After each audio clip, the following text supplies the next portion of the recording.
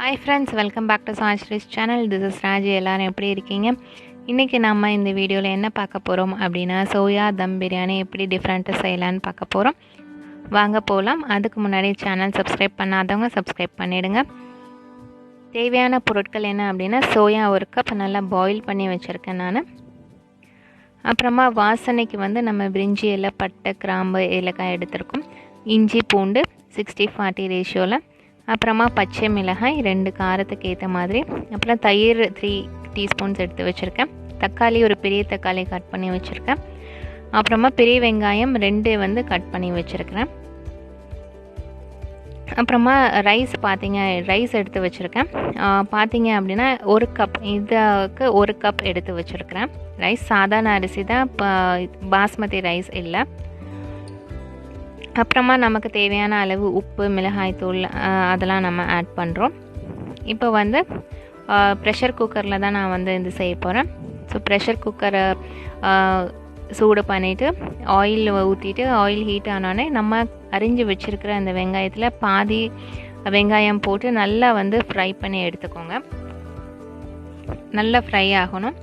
So நல்லா fry ஆனோடனே எடுத்து தனியாக வச்சுடுங்க. ஸோ இந்த மாதிரி ஃப்ரை ஆகணும். ஸோ நம்ம எடுத்து லேட்டர் யூஸ்க்கு அது நம்ம பண்ண போகிறோம், அது தனியாக வச்சுடுங்க.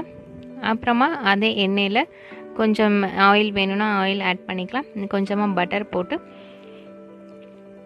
அது கொஞ்சம் சூடானோடனே இந்த இதெல்லாம் ஆட் பண்ணியிருக்கேன். பட்டை, கிராம்பு, பிரிஞ்சி இலை, கற்பாசி இதெல்லாம் ஆட் பண்ணியிருக்கிறேன்.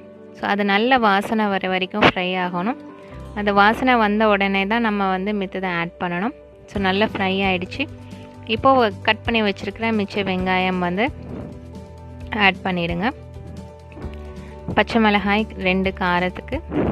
ஸோ நல்லா நல்லா ஃப்ரை ஆகட்டும். இப்போ தக்காளி வந்து ஆட் பண்ணுறோம்.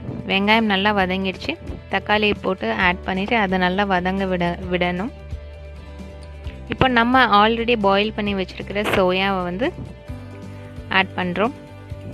ஸோ வந்து வெஜிடபிள்ஸ் எதுவும் இல்லை அப்படின்னா கூட நம்ம இந்த சோயா வச்சு டக்குன்னு ஈஸியாக வந்து 20 மினிட்ஸில் நம்ம இந்த சோயா தம் பிரியாணி செஞ்சிடலாம். இது ரொம்ப நல்லா டேஸ்ட்டாக இருக்கும். இப்போ இஞ்சி பூண்டு பேஸ்ட்டு தட்டி நான் வந்து ஆட் பண்ணுறேன். இஞ்சி பூண்டு ஸோ நல்லா மிக்ஸ் பண்ணி விட்ருங்க.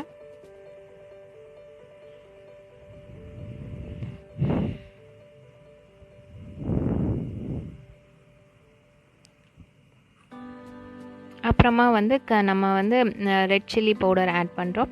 நீங்கள் ரெட் சில்லி பவுடர் ஆட் பண்ணிக்கலாம், இல்லைனா நம்ம ஹோம்மேட் சில்லி பவுடர் ஆட் பண்ணிக்கலாம். 3 teaspoons red chilli powder, 1 teaspoon garam masala, 1/2 teaspoon இது மஞ்சத்தூள். அப்புறமா நம்ம டேஸ்ட்டுக்கு தேவையான அளவு உப்பு எல்லாமே ஆட் பண்ணிவிட்டு நல்லா கலந்து விட்டுருங்க. அந்த பச்சை வாசனை போகிற வரைக்கும் மிக்ஸ் பண்ணிவிடுங்க.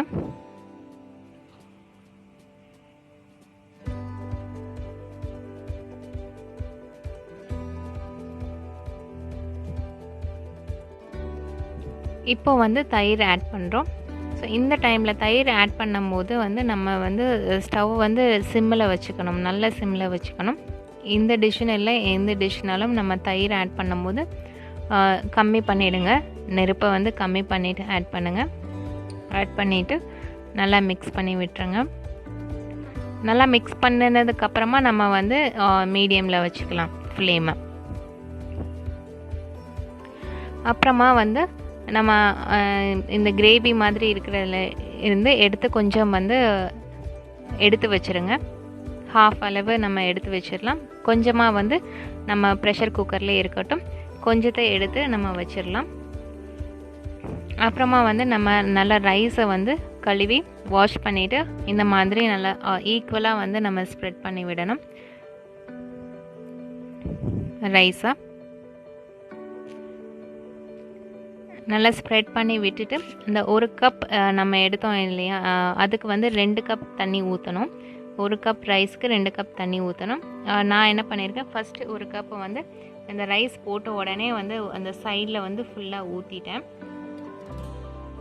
சைடில் தான் ஊற்றணும், நடுவில் ஊற்றாதீங்க. ஸோ சைடில் ஊற்றிட்டு ஸோ ஸோ நம்ம எடுத்து வச்சுருக்கிறோம் இல்லையா அந்த சோயா கிரேவியை, அதை வந்து அந்த ரைஸுக்கு மேலே ஒரு லேயர் மாதிரி ஈக்குவலாக வந்து ஸ்ப்ரெட் பண்ணி விடுங்க.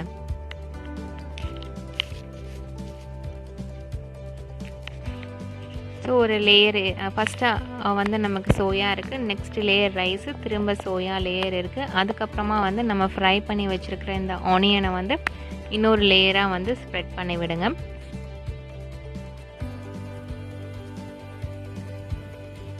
ஸோ இப்போ வந்து நம்ம கொத்தமல்லி வந்து ஆட் பண்ணிக்கலாம். என்கிட்ட கொத்தமல்லி இல்லை, அதனால் ஸ்ப்ரிங் ஆனியன் ஆட் பண்ணியிருக்கேன். கொத்தமல்லி, புதினா எது வேணாலும் நம்ம ஆட் பண்ணிக்கலாம். ஸோ ரொம்ப நல்லாயிருக்கும்.